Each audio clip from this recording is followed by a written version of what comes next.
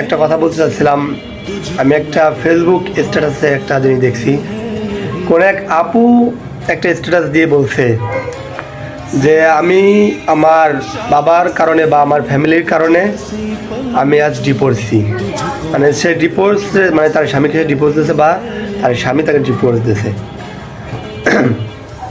কিন্তু সে ওই স্ট্যাটাসে আমি আবার দেখছি সে লিখছে যে পৃথিবীর যে কোনো কিছুর বিনিময়ে হইলেও যদি আমি আমার স্বামীর ঘর ফিরে যেতে পারতাম তাহলে আমি আমার বাবার বাড়ির লোকজনদের সাথে সারা জিন্দে কিন্তু আর পরিচয় রাখতাম না। আসলে প্রত্যেকটা মানুষের বড় একটা ডিসিশনের জন্য একটা বড় ভুল হয়ে থাকে।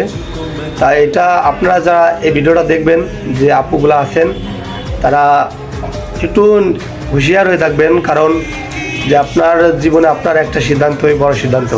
আপনার বাপের বাড়ির লোকজনের কারণেই আপনার পুরো জীবনটা নষ্ট হতে পারে। তাই বলছি আপনার সিদ্ধান্তই চূড়ান্ত সিদ্ধান্ত বলে গণ্য করবেন আপনি। কারণ দেখেন, আপনার সিদ্ধান্ত না থাকলে আপনার ফ্যামিলির কারণে আপনার ডিভোর্স যদি হয়ে যায় তাহলে আপনার পুরো জিন্দেগি, পুরো জীবন আপনার নষ্ট হয়ে যাবে, ধ্বংস হয়ে যাবেন।